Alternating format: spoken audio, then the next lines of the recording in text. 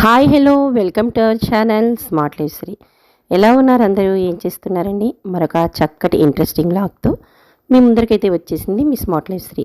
So morning 5 o'clock అయితే అయిందండి. So early morning 5కి లేచిన తర్వాత ప్రతిరోజు కూడా మనం చేసుకునే డైలీ రొటీన్ని మీతో షేర్ చేస్తున్నట్లే ఈరోజు మన వీడియోస్లో డైలీ మార్నింగ్ 5 o'clock నుంచి చేసుకునే ప్రతి పనిని కూడా మీతో అయితే షేర్ చేసేస్తున్నాను.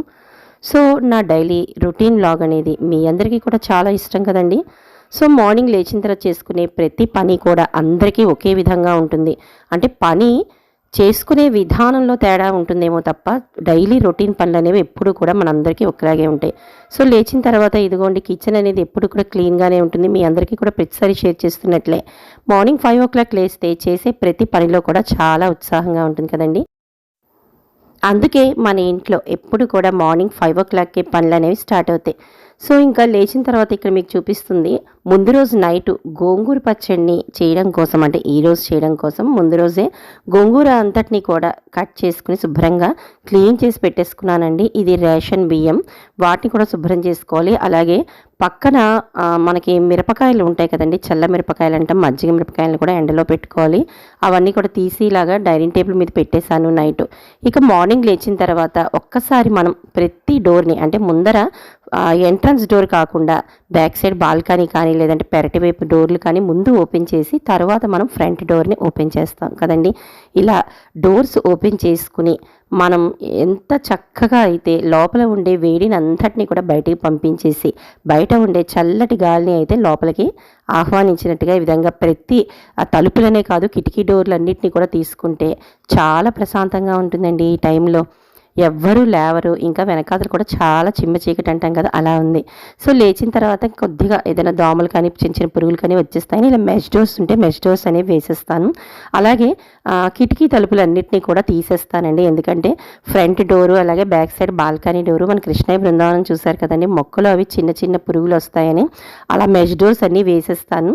అలా గ్లాస్ డోర్స్ అన్నీ తీసేసి ఈ విధంగా తీయడం వల్ల వేడి పోవడంతో పాటు ఇంటిలోకి చల్లటి గాలితో పాటుగా నెగిటివిటీ అనేది రాత్రంతా కూడా మనం డోస్ వేసుకుని ఉండడం వల్ల నెగిటివ్ ఎనర్జీ అనేది లోపల ఉన్నదంతా కూడా బయటికి పోయి ఫ్రెష్ ఎయిర్తో పాటు చాలా పాజిటివ్గా అయితే మైండ్ మనకి పనులు అవి చేసుకోవటానికి అయితే చాలా రిలాక్స్గా అయితే రెడీ అయిపోతుంది. సో ఇంకా అలాంటి పనులన్నీ చేసిన తర్వాత బయటకు వచ్చి బాల్కనీ అంతా కూడా ఊడ్చేసి తుడిచేసి ముగ్గు అనేది పెట్టేసుకుంటారండి. ఎంట్రన్స్లో మనకి ఇలాగా ప్రతిరోజు ముగ్గు కూడా ఒక పాజిటివిటీ కదండి. ఆ పాజిటివ్నెస్తో పాటుగా చాలా చూడ్డానికి కూడా రిలాక్స్గా అయితే అనిపిస్తాయి.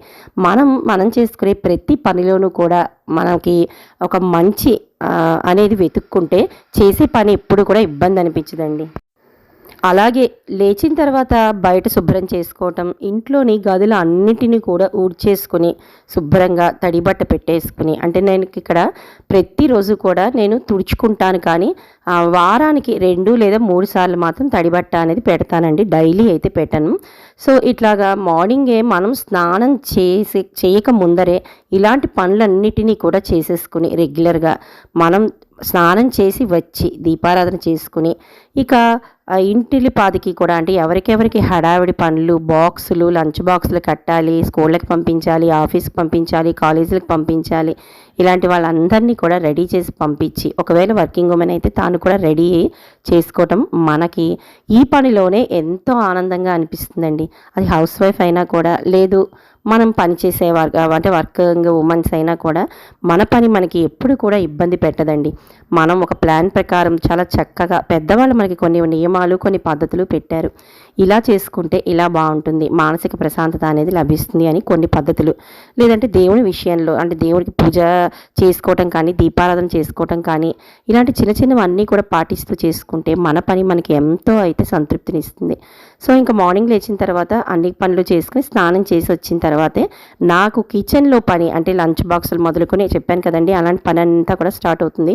సో వచ్చిన తర్వాత చిన్న రూల్ అనేది ఉంది కదండి, నేను ప్రతిసారి షేర్ చేస్తుంటాను. ముందర దేవుడి దగ్గర ఉండే నిన్నటి పువ్వులు అన్నింటినీ కూడా, అంటే నేను పెట్టి వడలిపోయిన పువ్వులన్నింటినీ కూడా ముందు తీసేస్తానండి. తీసేసి కిచెన్లోకి వచ్చి పాలు అలాగే డికాషను అన్నీ కూడా తీసేసిన తర్వాత ఇదిగో ఈరోజు లంచ్ బాక్స్లోకి ఇదిగోండి గోరుచిక్కుడికాయ కూర అనేది చేస్తున్నానండి. దాంతోపాటుగా నైటే నేను చూపించాను కదా, మార్నింగ్ లేచిన తర్వాత ఆకులు గోంగూర పచ్చడి చేయడానికి ఆకులని కట్ చేసి పెట్టుకుని ఆరబెట్టుకున్నానని. సో సెకండ్ ఐటమ్ కింద గోంగూర పచ్చడి అనేది చేసేస్తున్నాను. సో ఇక్కడ డికాషన్కి అయితే నీళ్ళు అనేవి మరిగిపోయి నాకు మా వారికేనండి డికాషను. అందుకని పెద్ద ఫిల్టర్ వేయడం ఎందుకు అని చెప్పి కొద్దిగా, అంటే అది కూడా మేము ఒక పూటే తాగుతాం, మార్నింగ్ ఈవినింగ్ అనేది తాగము. అందుకని లేచిన తర్వాత కొద్దిగా కాఫీ పెడితే మైండ్ కూడా చాలా రిలాక్స్గా ఉంటుంది కదా. దానికి ముందర తీసుకునే వేడి నీళ్ళు ఇవన్నీ కూడా నేను చాలాసార్లు షేర్ చేశాను. డైరెక్ట్గా కాఫీ అనేది కూడా తీసుకోమండి.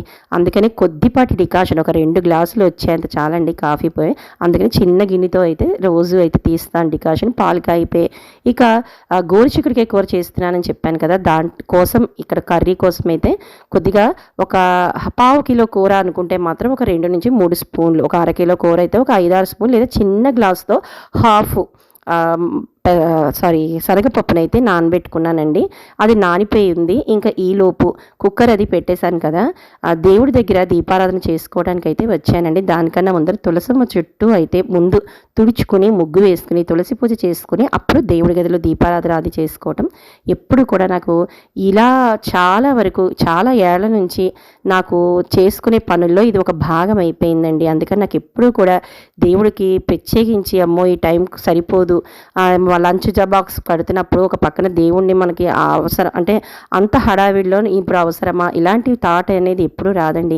అది కూడా ఎప్పుడు పనిలో నాకు ఒక రొటీన్ పనిలో ఒక భాగం అయిపోయింది. ఇక కుక్కర్ కూసింది, ఐటమ్స్ చేయడానికి టైము పడుతుంది కాబట్టి ఈలోపు అందులో నిన్న నేను ఏకాదశి ఉపవాసం ఉన్నాను, ఇంకా ద్వాదశి పారణ చేయాలి కాబట్టి కొద్దిగా నైవేద్యం అనేది పెట్టుకోవాలి కదండి ఎప్పుడు కూడా. అందుకని స్వామివారి ముందు అమ్మవారి ముందు పాలు అనేవి ఇలాగే విడిగా ఎప్పుడు పాలని నేను నైవేద్యం పెట్టుకుంటాను. ఈరోజు కొద్దిగా అన్నము షుగరు పాలు వేసేసి ముందు అమ్మవారి ముందు నైవేద్యం అనేది పెట్టేసుకుని పూజ అనేది పంచోపచార పూజని కంప్లీట్ చేసుకునేసరికి ఇదిగో మొత్తం ఇల్లంతా కూడా ఎప్పుడు కూడా నీట్గా అయితే ప్రశాంతంగా అయితే ఉంటుందండి. అందులోనూ సెల్లులో అంటే వేరే సెల్లులో విష్ణు సహస్రనామం అనేది పెట్టేసుకుని నేను మొత్తం ఇల్లంతా ప్రతిధ్వనించేలాగా మార్నింగ్ రిలాక్సేషన్ కోసం అయితే ఈ విధంగా రెడీ అయితే అంటే పెట్టేసుకుని ఆన్ చేసి ఉంచుకుంటాను.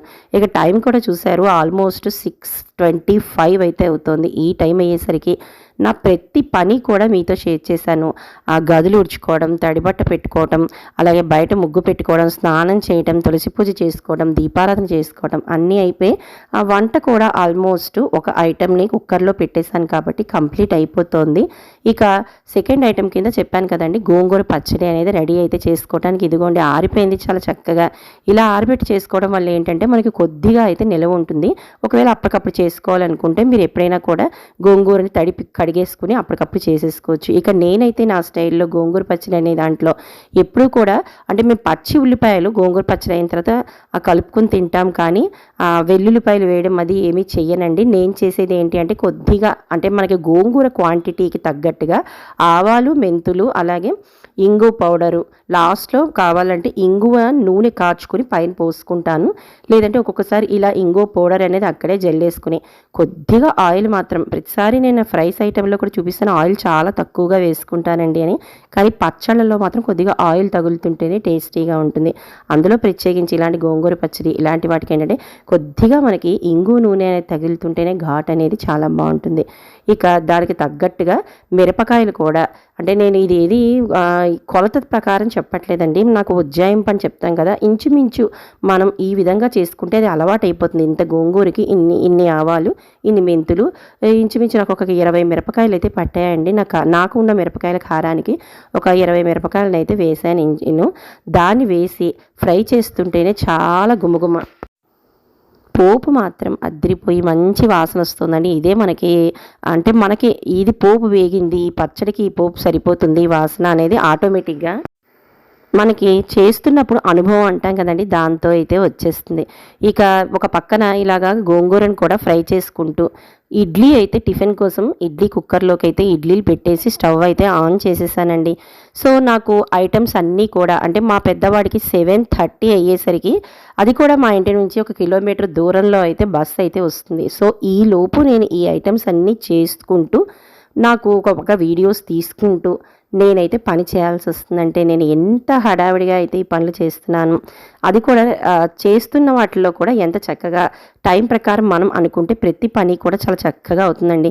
ఇగో ఇందాక మరి నానబెట్టిన శనగపప్పు ఉంది కదా, దాన్ని మిక్సీ జార్లో కొద్దిగా జీలకర్ర అలాగే దాంట్లో కూడా ఒక కారానికి తగ్గట్టుగా 10-15 మిరపకాయలను అయితే రుబ్బేసి ఉంచుకున్నాను. ఇక పిల్లలకి నైవేద్యం అనేది పాలు పెట్టేశాను కాబట్టి వాటితో పాలు అనేవి కలిపేసాను, అంటే హార్లిక్స్ అనేది వేసి కలిపేసి ఇక గోరుచిక్కుడుకాయ కూడా ఉడికిపోయి ఉంది. ఇక బాండీలోకి అయితే కొద్దిగా కూర కోసం ఆవాలు అలాగే మినప్పప్పు కొద్దిగా జీలకర్ర ఎండుమిర్చి కూడా వేసానండి. ఇంకా శనగపప్పు వేయాల్సిన అవసరం లేదు, ఎందుకంటే ఆల్రెడీ మనం శనగపప్పుని రుబ్బి ఉంచుకున్నాం కాబట్టి. దాంట్లోకి చితక్ కొట్టిన ఒక 5-6 వెల్లుల్లి రెబ్బల్ని కూడా వేసుకున్నాను. అది మంచి వాసన వస్తూ ఉండగా ఫ్రెష్ కరివేపాకునైతే అలా వేసుకుంటే మాత్రం ఇలా పొడి పొడిలాడుతూ కూర లోపల ఈ అంటే అది ఫ్రై అయిన తర్వాత ఈ ఇందాక మనం రుబ్బి ఉంచుకున్న శనగపప్పు ఉంది కదండి ముద్ద, దాన్ని కూడా వేసుకుంటే ఇలా పొడి ఆడుతూ చాలా చక్కగా వస్తుందండి. ఇక ఉడికిన గోరుచిక్కుడుకాయని కూడా అందులో వేసేసి రుచికి సరిపడా సాల్ట్ అయితే వేసుకుని పైన కొద్దిగా పచ్చి కొబ్బరిని అయితే వేశాను. సో కూర అనేది రెడీ అయిపోయింది. గోంగూర పచ్చడి కూడా రుబ్బేశాను. పిల్లల్ని మా వారిని పంపించేసేసరికి ఇదిగోండి ఇక్కడి నుంచి అంటే ఇక్కడ వరకు ఒక ఎత్తు, ఇక్కడి నుంచి ఒక ఎత్తు కదండి. ఇక్కడి నుంచి కొద్దిగా పనికి కామా అనేది ఉంటుంది, ఫుల్ స్టాప్ ఉండదు. సో ఇక్కడ కామా పెట్టుకుని నాకు సంబంధించింది నేను కూడా హెల్త్ చూసుకోవాలి కదండి, అందుకని ప్రతిరోజు కూడా షేర్ చేస్తాను. హాట్ వాటర్లో కొద్దిగా నిమ్మకాయ చెక్క అనేది పిండుకుని తేనె వేసుకుని గ్రీన్ టీ బ్యాగ్ కూడా అప్పుడే వేసుకుని హాట్ వాటర్ అనేది కూర్చుని రిలాక్స్గా తాగుతాను. టైం కూడా చూపించారండి, 7:45 అయితే అయింది. అందరినీ పంపించిన తర్వాత చెప్పాను కదండి ఫుల్ స్టాప్ పెట్టలేదు, కామా మాత్రం పెట్టానని. అప్పటికి ఇల్లంతా కూడా చాలా చక్కగా అయితే ఉంది. ఇంకా బట్టలు మాత్రమే నేను ఆరేసుకోవాలి. ఇక కొద్దిగా అంట్లు అవి తోమేసుకుంటానండి. తోమేసుకుని అంటే అప్పుడప్పుడు మనకి వీళ్ళకి వండిన గిన్నెలు అప్పుడప్పుడు వీళ్ళు వదిలేసిన పాల గ్లాసులు ఏవైనా ఉంటే క్లియర్ చేసేసుకుని ఇదిగోండి మళ్ళీ స్టవ్ దగ్గరికి అయితే వచ్చాను.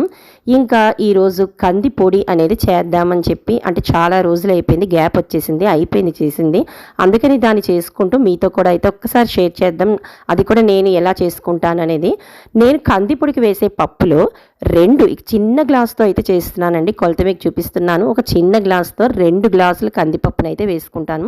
ఎందుకంటే మనకు అన్ని పప్పుల కన్నా కందిపొడి అన్నాం కాబట్టి కందిపప్పు మాత్రం డబుల్ క్వాంటిటీ అయితే ఉంటే బాగుంటుంది. ఇన్ కేస్ మీకు కందిపప్పు కూడా తక్కువగా కావాలనుకుంటే 1.5 గ్లాస్ వేసుకుంటే సరిపోతుంది. నేనైతే 2 గ్లాసెస్ వేసానండి. అలా ఒక్కొక్కటిగా మీరు హైలో మాత్రం పెట్టుకుంటే అసలు కందిపొడి టేస్ట్ మాట దేవుడి అడుగు మాడిపోతుంది. ఇది మాత్రం చాలా ఓపిక్గా చేసుకోవాలండి. కొద్దిగా సిమ్ కన్నా కొద్దిగా మరి హై మీడియం కాకుండా మధ్యలో మాత్రం ఫ్లేమ్ని పెట్టుకుని ఎంత ఓపిక్గా వేయించుకుంటే కందిపొడి టేస్ట్ అనేది అంత బాగుంటుంది. ఇక ప్రతి పప్పు అంటే 2 గ్లాసుల కందిపప్పుకి 1 గ్లాసు శనగపప్పు వేశాను, అలాగే 1 గ్లాసు పెసరపప్పు. ఈ పెసరపప్పు వేగుతుంటే మాత్రం కమ్మటి వాసన వస్తుందండి.